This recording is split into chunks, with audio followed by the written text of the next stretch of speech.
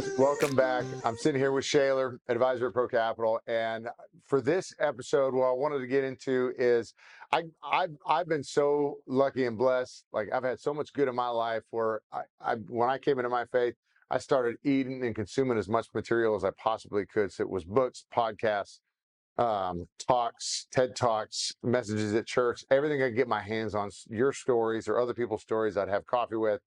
And because I consumed so much, that whatever I had there automatically came into the next conversation. And so um, pretty cool because of that and my history as a former NFL football player and now owning a business, I get asked to share on stages and do talks. And it's been awesome because it's taken me to Israel, Barcelona, Africa, and a bunch of places here in America. And it's been nothing. I mean, obviously I've gone and done some cool stuff, but it's just been a massive amount of blessing because I sought out that wisdom and ended up getting a bunch. So you're the poor suckers that get it poured back.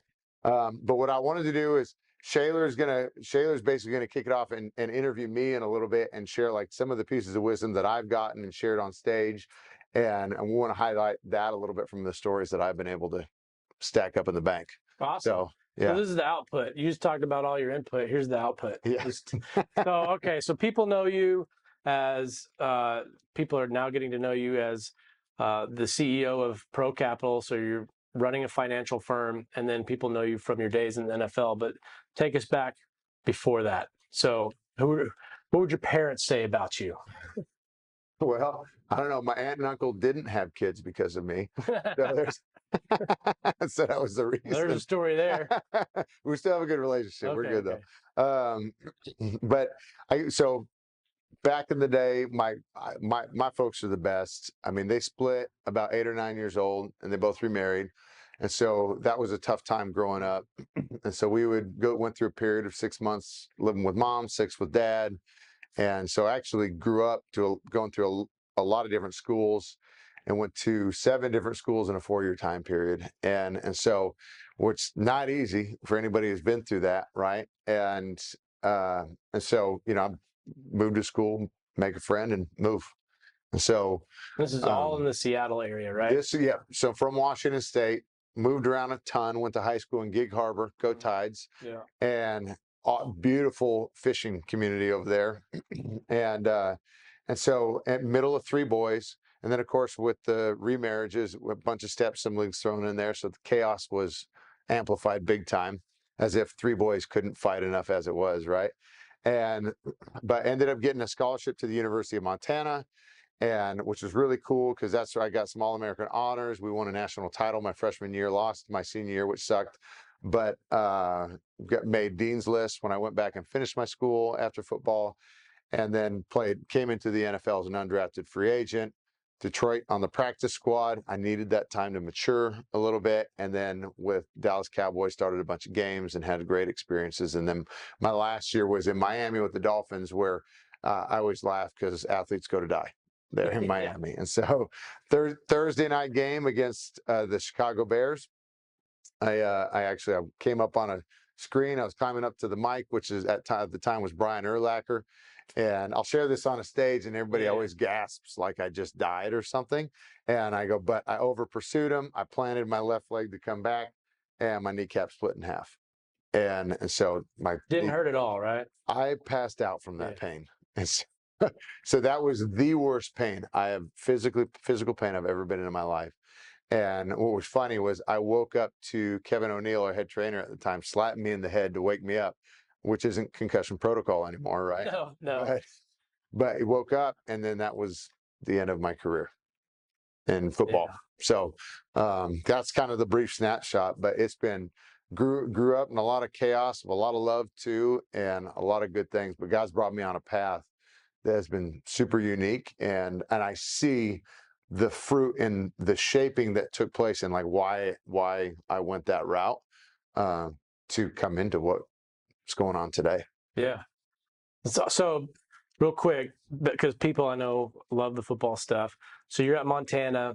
During your time there, you have any idea you're going into the NFL, or you got a shot at that, or what's your thought process when you're at Montana? Man, I think I was probably like most boys. Yeah. where I didn't know what I was doing next, Yeah. and I, I followed my coaches.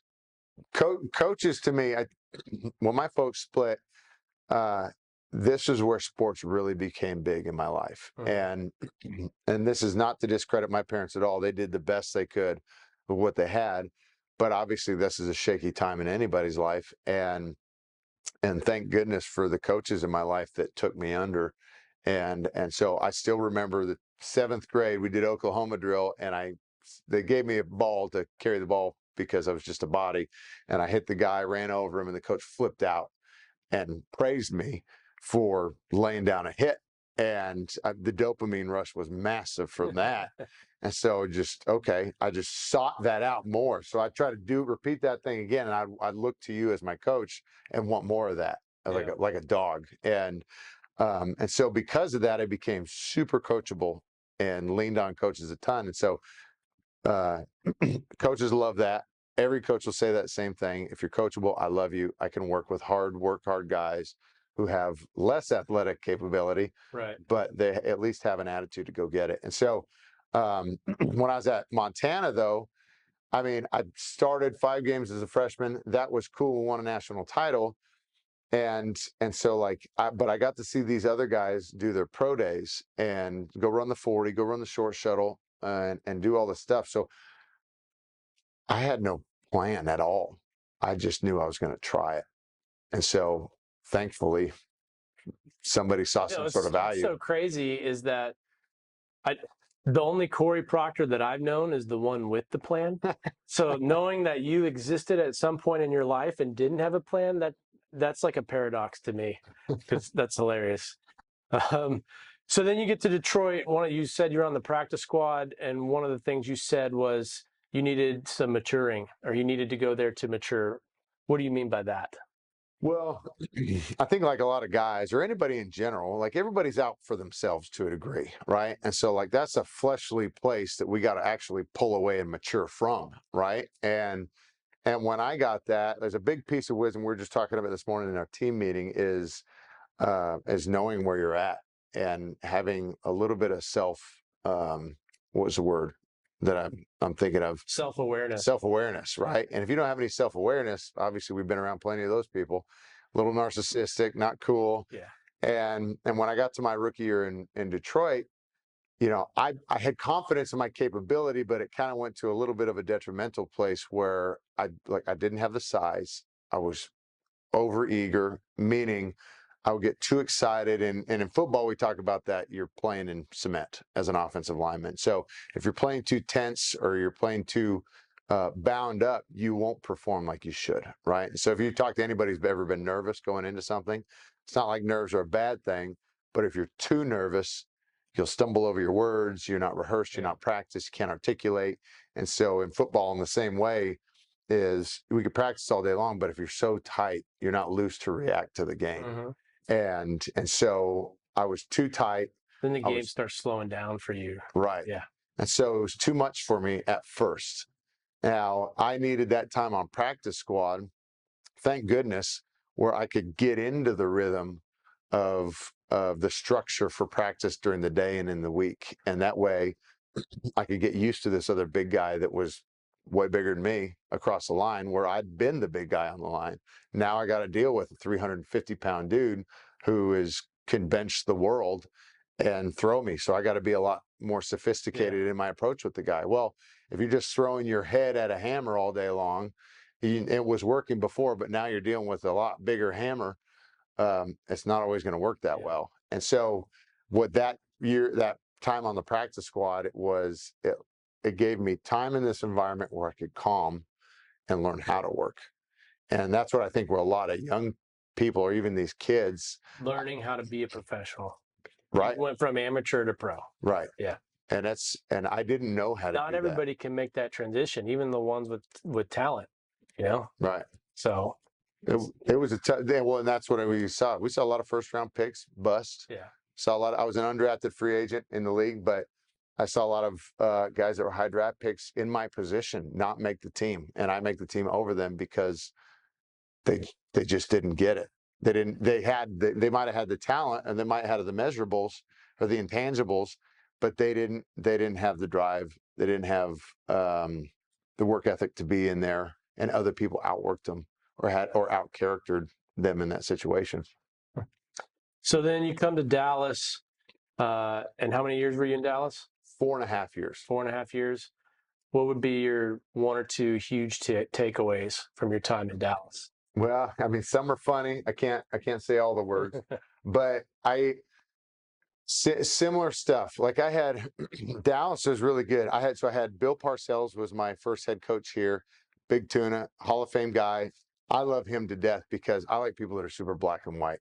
I want to know where you stand, and I'm one of the most literal guys you'll ever meet.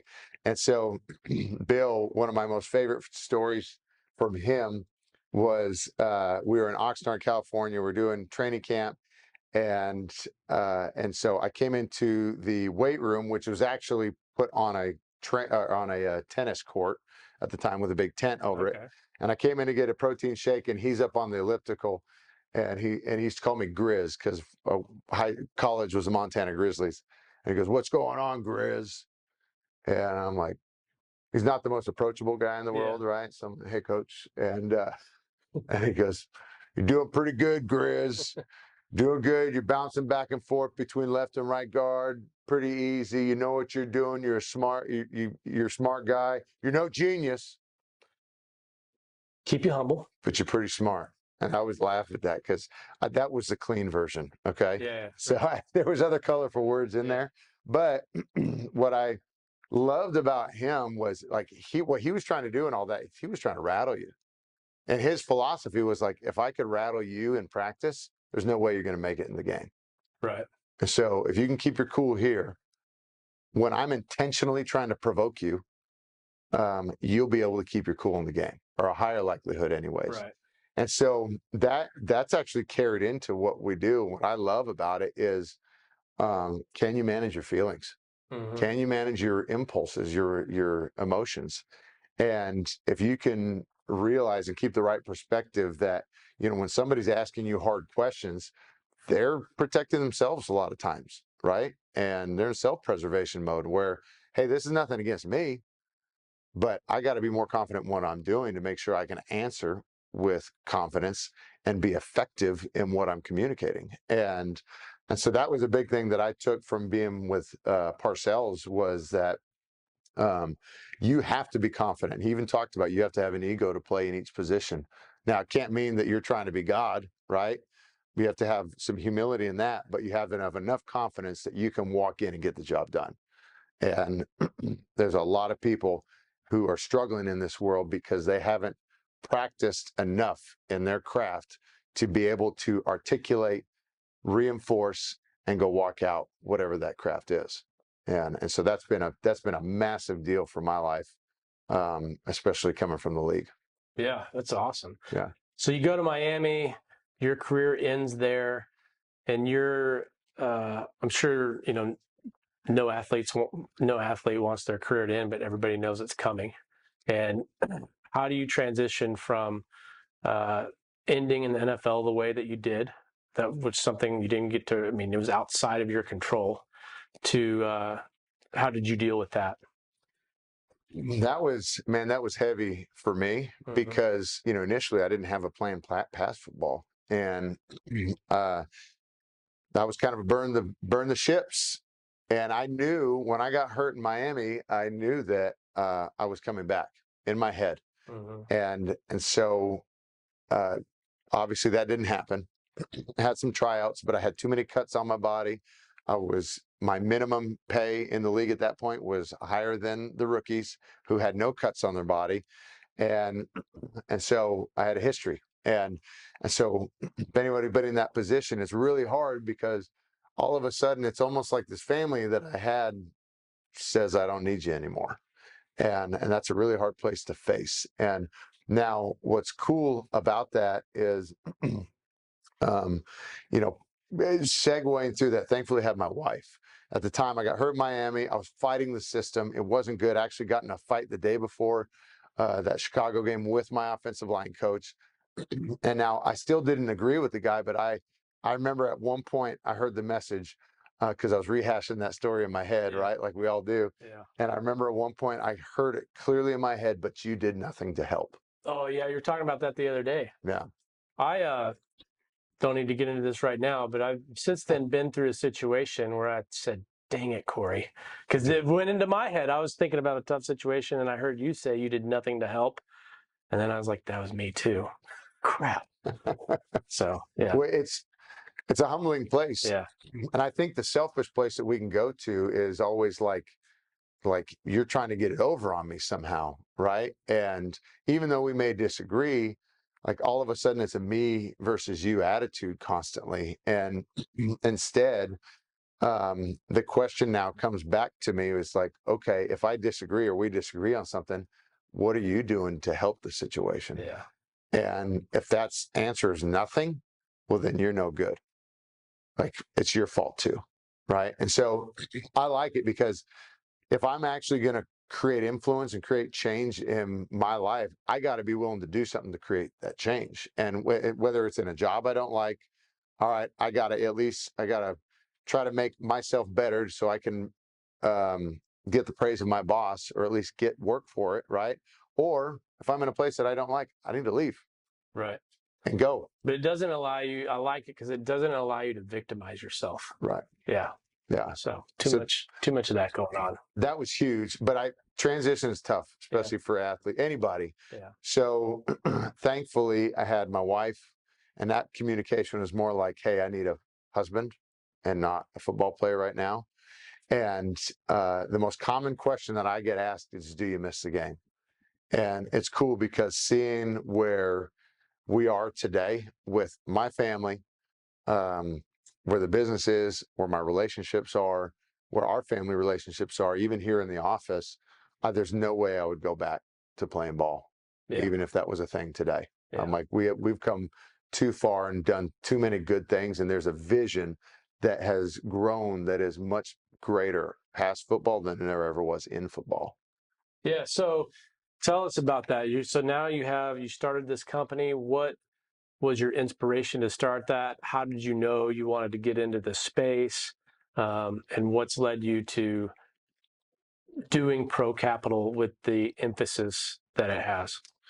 So I had never intended on getting into the financial space. I had none at all. But I've shared my story before. Got into a car accident in high school. Lady sued us. Ended up being a bad deal.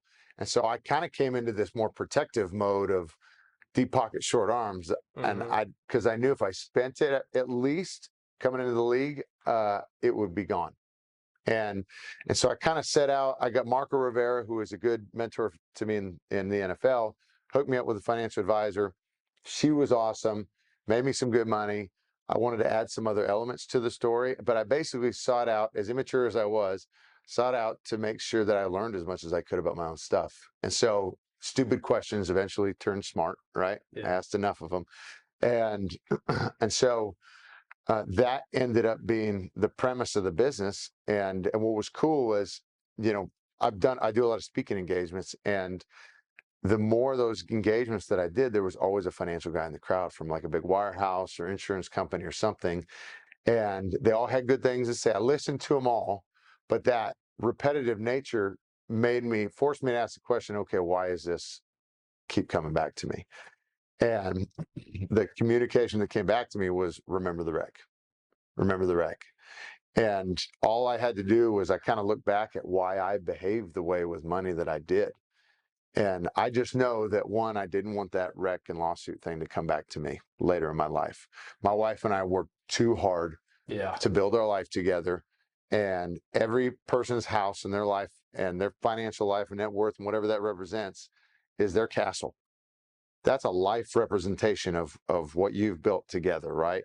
And that also represents a bed of security that is there if something else bad falls. And so the thing is if it can get taken away, and mind you, when that happens, it's fast. Yeah.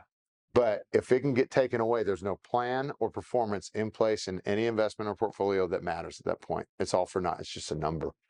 And so learning in what I did, now we're 14 years removed from the league or from the NFL. We're in a lot better place financially than we ever were playing ball. And so all the communication was basically go do that with other people. Like do what you did in your life and repeat that. And so that came the premise of Pro Capital, which was standing guard, building legacy, making sure the castle can't get stolen from underneath you. And so that's what we do. We come in looking for train wreck scenarios. Where's a back door open? So, all right, can you give us an example of someone that's come to you and there was a train wreck scenario that they didn't know that they had? They did not know that they had that huge of a liability, and you were able to fix that for them? I mean, we do it all the time, but yeah, think of a good one. There's a lot of them. There's a lot of different ways the enemy can come in. A recent one, we have a lady who's built up an awesome company in her life, and she's had multiple marriages, has children, and also values the people that helped her build that company, right? And so, and this is a person with about a little over 32 million in net worth, and when that company is the large majority of that number. And so the issue today, as we're talking, we live in the state of Texas, so we don't have any estate taxes here, but federally we have right now for this year is about 12.97 in federal exemption level for estate taxes. So meaning if you have about 13 million, it's not subject to any estate taxes at the federal level, but everything above that has a 40% rate against it. So for her in that scenario, we run into this quite frequently, is there had been no planning to cover for that tax bill. What that means is, okay, she dies, it goes to her kids or to the people. Basically, it's left up to the state of Texas what happens to her company, but that tax bill comes due. Now they're forced with having to liquidate or sell the company. Well, if you're talking about somebody who's in their 70s, spent the majority of their life building, this has become another child of theirs, another baby. And to see that sold off so fast is not something that's part of the plan.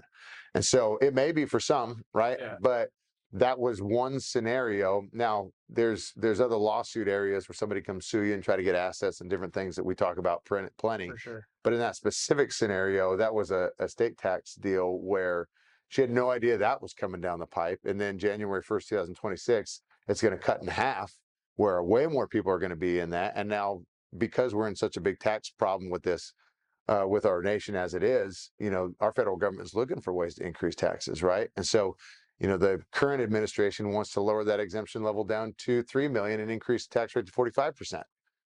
So, like, you're just talking about that much more money, or that big a bill is going to come due when that shows up. And some people know it's a thing, but they never plan for it. So it's okay. Do you want the company, or where are the kids going to pay that bill from?